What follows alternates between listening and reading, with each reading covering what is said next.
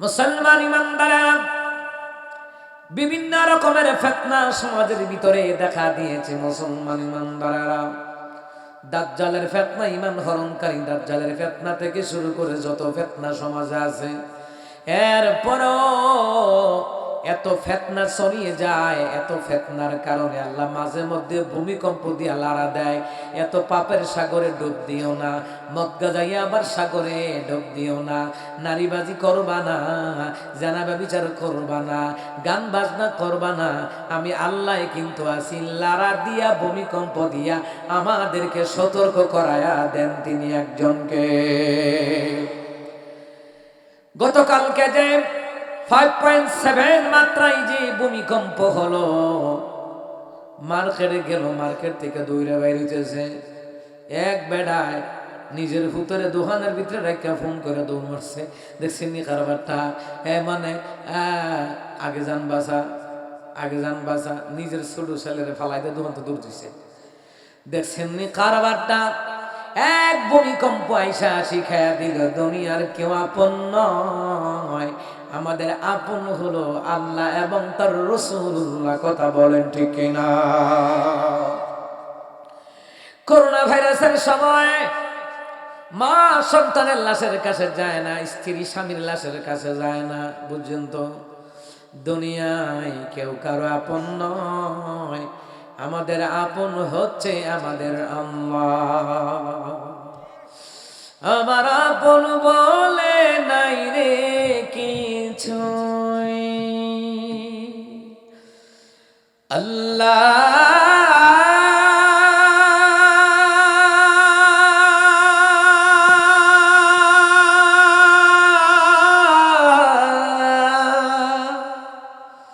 আল্লাহু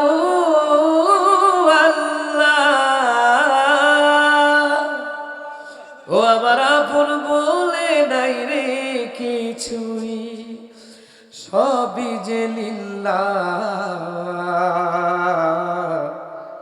তার নূরের তাজাল্লিতে পড়ে হই ফানা ফিল্লাহ।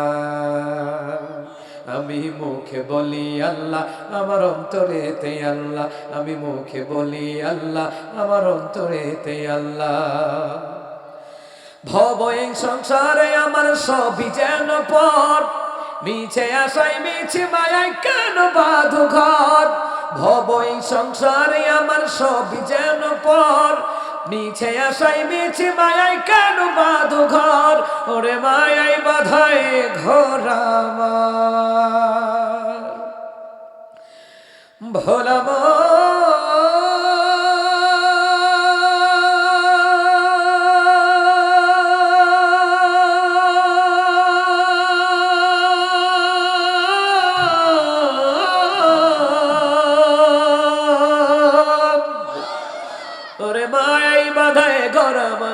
মায়াই বাধায় ঘর আমার, তাহারি হিল্লা, তার নূরের তাজাল্লিতে পড়ে হই ফানা ফিল্লা।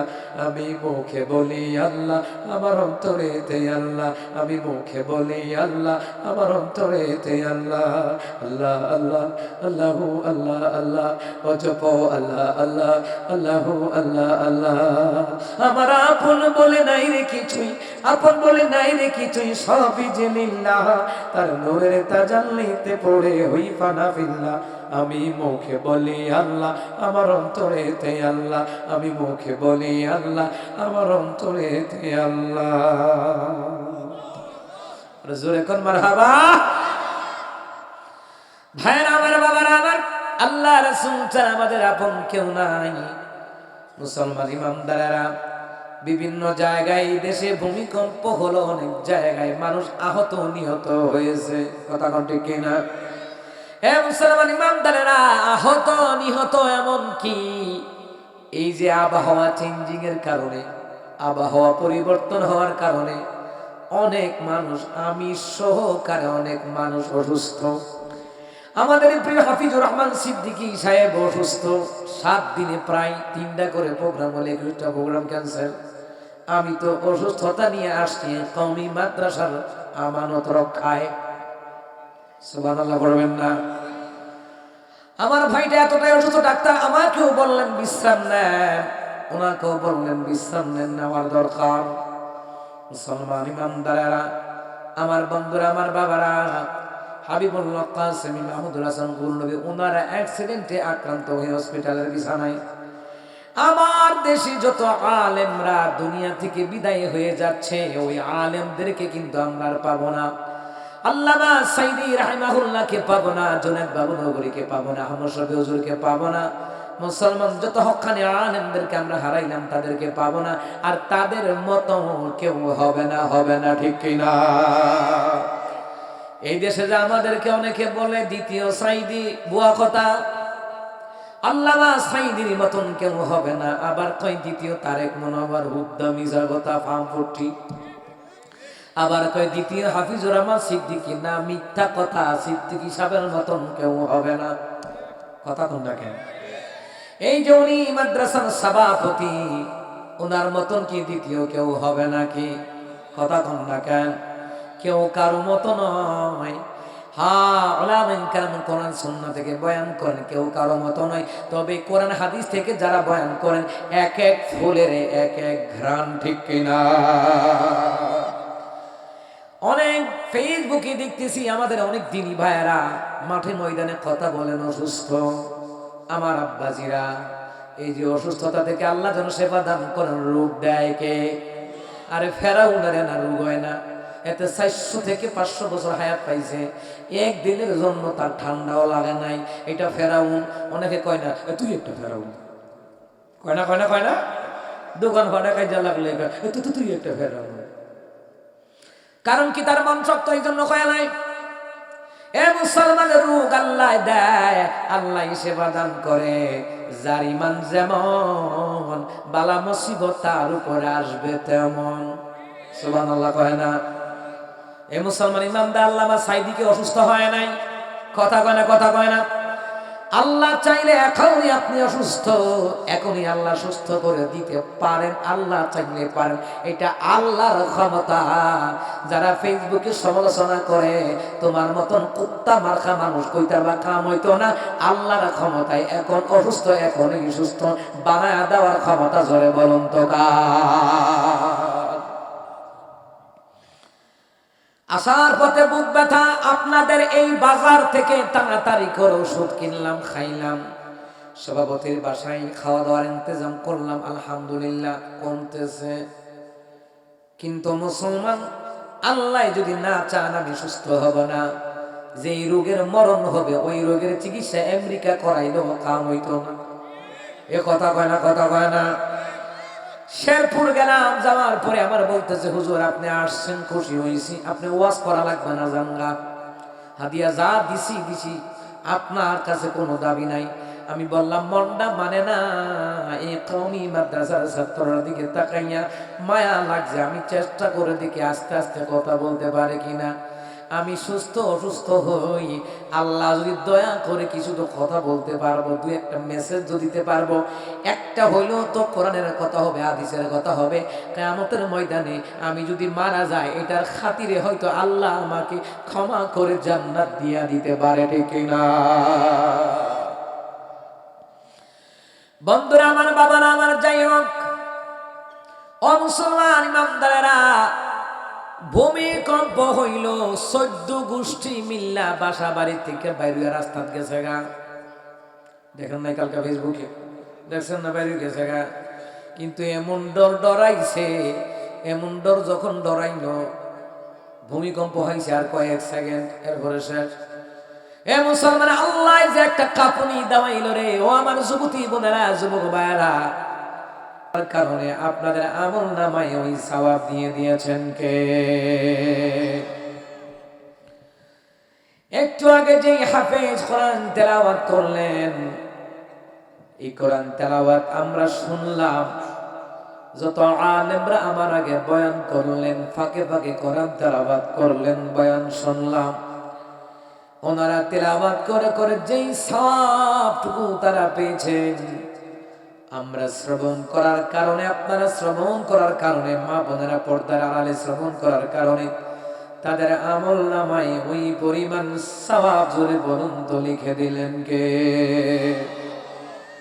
মুহতারাম হাজিরিন, এই সূরা কাহফ নবী আলাইহিস সালাতু ওয়াস সালাম তিনি বললেন, কেউ যদি জুমার দিন তিলাওয়াত করে আল্লাহ তাআলা তাকে দাজ্জালের ফিতনা থেকে আল্লাহ তাআলা হেফাজত করবে। সবাই জোরে কয় না সুবহানাল্লাহ? দাজ্জাল বাংলাদেশে আছে না নাই? গোটা পৃথিবীতে আছে না নাই? ঈমান হরণকারী দাজ্জাল, আর বর্তমান যুগে সবচেয়ে বড় ঈমান হরণকারী দাজ্জাল হলো কাদিয়ানীরা। যারা আমার নবী সাল্লাল্লাহু আলাইহি ওয়াসাল্লামকে শেষ নবী মানে না, ওরা হলো দাজ্জাল। ওরা ঈমান হরণকারী দাজ্জাল। কেন বললাম? ওরা বিভিন্ন কিতাব বানাইয়া বিভিন্ন কিতাব লিখে মুসলিম উম্মার মধ্যে বিভ্রান্তি ছড়াচ্ছে। আজ থেকে এদের বিরুদ্ধে প্রতিবাদ না করলে এরা মাথা ছাড়া দিয়ে উঠবে। সুতরাং এদের বিরুদ্ধে কথা বলা লাগবে, হক কথা বলা লাগবে। আমরা ইসলামী দল বিভিন্ন দলে বিভক্ত, কিন্তু আমাদের সমস্ত দলের মাকসাদ হলো ন্যায়ের পক্ষে থাকা, ইসলামের পক্ষে থাকা, আন্দোলনের পক্ষে থাকা, দাওয়াতি তাবলীগী কাজের পক্ষে থাকা, ইকামতে দ্বীনের পক্ষে থাকা। এই লাইন ছাড়া অন্য কোন লাইনে যাওয়া যাবে না। কথা কি ঠিক? বলেন ঠিক? আমার বন্ধুরা, আমার বাবারা, ও মুসলমান ইমানদারেরা,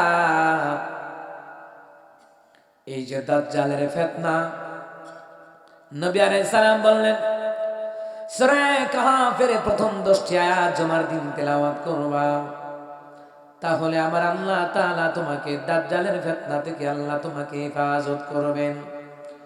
মুসলমান ইমানদারেরা, দাজ্জালের ফিতনা থেকে বাঁচতে হলে নবী আলাইহিস সালামের অনুসরণ লাগবে। নবী সাল্লাল্লাহু আলাইহি ওয়াসাল্লাম বললেন সূরা কাহফের প্রথম 10টি আয়াত যারা মুখস্থ পারেন না কিন্তু কোরআনুল কারীম পড়তে পারেন, আপনি দেখে দেখে সূরা কাহফের প্রথম 10টি আয়াত তিলাওয়াত করবেন জুমার দিন ফজরের নামাজের পরে। সুবহানাল্লাহ বলবেন না? এই কোরআনুল কারীম অনেক মানুষ আছে মুসলমান পড়তে জানে না, নিজেও পড়তে জানে না, সন্তানদেরকেও পড়ায় না। নবী বললেন قال النبي صلى الله عليه وسلم طلب العلم فريضة على كل مسلم ومسلم رواه البيهقي। বাইহাকী শরীফের বর্ণনায় নবী আলাইহিস সালাম বললেন, প্রত্যেক মুসলমান নর নারীর উপরে দ্বীনি ইলম শিক্ষা গ্রহণ করা ফরজ করে দিলেন কে? আল্লাহ তাআলা আপনার উপরে ফরজ করে দিয়েছেন। আপনি আপনার সন্তানকে দ্বীনি ইলম শিখাবেন। প্রত্যেক মুসলমান নর নারীর উপরে দ্বীনি ইলম শিক্ষা গ্রহণ করা ফরজ। মুসলমান ইমানদারেরা, আপনি যদি আপনার সন্তানকে দ্বীনি ইলম না শিখান, আপনি আপনার সন্তানের হক নষ্ট করলেন। আর সন্তানের হক নষ্ট করলে, মা বাবার হক নষ্ট করলে যেমনি ভাবে আল্লাহর কাছে জবাব দেওয়া লাগবে, তেমনি ভাবে সন্তানের হক নষ্ট করলেও আল্লাহর কাছে জবাব দেওয়া লাগবে। কথা কোন ঠিক কিনা? বাপ মা হইছেন বলেই ছেড়ে দিবেন আল্লাহ? আমরা যারা বাবা হয়েছি বলে আল্লাহ ছেড়ে দিবেন না। ছেলে মেয়ের প্রতি অবিচার করা যাবে না।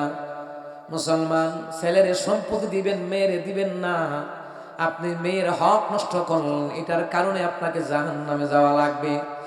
ওয়াজ শুনলে চলবে না, মাহফিলের আয়োজন করলে চলবে না, মানা লাগবে। নামাজ পড়া যেমন ফরজ, ছেলের সম্পত্তি দেওয়া ফরজ, মেয়ের হক আদায় করে দেওয়া ফরজ। কিন্তু আমার দেশে মুসলমান, ছেলে যখন সম্পত্তির ভাগ পায়, এই ছেলের সম্পত্তির ভাগ পায় আবার তার ছেলে মেয়েরা। আর আপনি যদি মেয়েরে দিতেন, মেয়ের সম্পত্তির ভাগ পাইতো তার ছেলে মেয়েরা। কিন্তু মেয়েরে না দেওয়ার কারণে তার ছেলে মেয়েরা বঞ্চিত হলো। এই জন্য আল্লাহর কাছে জবাব দেওয়া লাগবে। নামাজ যেমন ফরজ, ফারায়েজের বিষয়গুলি মানা ফরজ করে দিয়েছেন কে?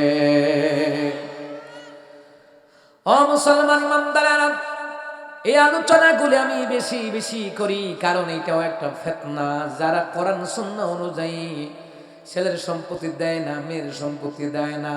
এটা বড় একটা ফিতনা। এই জন্য মুসলমান ইমানদারেরা এই ফিতনা থেকে বাঁচতে হলে নামাজ যেমন ফরজ, যোহরের নামাজের ফরজ 4 রাকাত, কম ফল লইবনি। বলেন বলেন, কম ফল লইব? এশারের নামাজের ফরজ 4 রাকাত, কম ফল কি হইব নাকি? মুসাফির মানুষ আমরা কম ফল লইব। আল্লাহ কইছেন মুসাফির অবস্থায় তুমি কসর করো, অর্ধেক করবা। 4 রাকাত বিশিষ্ট নামাজ তুমি 2 রাকাত পড়বা। কিন্তু এর ছাড়া বাকিরা 5 ওয়াক্ত নামাজ আদায় করবে। এশারের নামাজ 4 রাকাত ফরজ, 4 রাকাতই পড়া লাগবে। আসরের নামাজ 4 রাকাত ফরজ, 4 রাকাতই পড়া লাগবে। ফরজের কথা বলতেছি। যোহরের নামাজ 4 রাকাত ফরজ, 4 রাকাতই পড়া লাগবে। ওইটা যেমন কম বেশি করা যায় না, ছেলেমেয়ের সম্পত্তির বিষয়েও কম বেশি করা যাবে না। 2 মেয়ের সমান 1 ভাই পাবে, 2 বোনের সমান 1 ভাই পাবে। মেয়ের 1 ভাগ দিবেন, আর 2 মেয়ের সমান ছেলেরা দিবেন। কিন্তু অনেক মেয়েরা আছে বাপের বাড়ি থেকে সম্পত্তি নেয় না, কিংবা ভাইতে দেয় না। এটার কারণে ভাইয়েরাও জাহান্নামী হবে, মা বাবাও জাহান্নামী হবে। বাপ মায় মরার পরে 1 কেজি লবণ কিনা থাকলে ওই লবণটা পর্যন্ত ভাই বোনে বন্টন করে না। চোখ আল্লামা হযরত মাওলানা তাজউদ্দিন ফিরোজী সাহেব, সাবেক শিক্ষক, সরঙ্গা ফাজিল ডিগ্রি মাদ্রাসা, আল্লাহ তাআলা হুজুরকে কবুল করেন। তৃতীয় আলোচক বিশিষ্ট আলেম দ্বীন, বিশিষ্ট ইসলামী চিন্তাবিদ, মুফাসসির কোরআন, মুফতি রুহুল আলামিন রাওয়াহা, মুদাররিস নুরানি তালিমুল কোরআন মুহিউস সুন্নাহ মাদ্রাসা এনায়েতপুর ও খতিব সরঙ্গা কুঠিপাড়া জামে মসজিদ, আল্লাহ হুজুরকে কবুল করেন। অবস্থাপনায় বিশিষ্ট আলেম দ্বীন, বিশিষ্ট ইসলামী চিন্তাবিদ মাওলানা হাফেজ আব্দুল বারী, শিক্ষক সরঙ্গা মহিলা মাদ্রাসা, আল্লাহ সবাইকে কবুল করুক। নাম আর আসেনি? নাই, আলহামদুলিল্লাহ। কয়দিন আগে পড়ছিলাম, কয়জন ছিল? 263 জন না কয়জন হয়েছিল? নাম নাম আমি কই ইটা এত নাম পড়তাম গেলে কোরআন খতম করবো যাইবে। আর তুই এখলাস পড়িলাম 3 বার, তাহলে কোরআন খতম হয়ে যাবে। ঠিক নেই, ঠিক নেই? সবাই পড়ছি আলহামদুলিল্লাহ। আর জোরে কোন আল্লাহু আকবার, আর জোরে পড়ছি আল্লাহু আকবার কাবীরা ওয়ালহামদুলিল্লাহি হামদান কাসীরা ওয়াসাব্বিহু বুকরাতান ওয়া আসীলা। প্রশংসা করলাম কার? সবাই আওয়াজ দিয়ে পড়েন আলহামদুলিল্লাহ। সূরা কাহফের, সূরা কাহফ থেকে 2টি আয়াত তিলাওয়াত করেছি। এই সূরা কাহফ আল্লাহ সুবহানাহু ওয়া তাআলা নবী আলাইহিস সালাতু ওয়াস সালামের মক্কি জিন্দেগিতে নাজিল করেছেন হিজরতের আগে, এইজন্য এই সূরাকে মক্কি সূরা বলা হয়। আমি এই সূরার 2টি আয়াত তিলাওয়াত করে যেই সওয়াব পেয়েছি, আপনারা শ্রবণ করার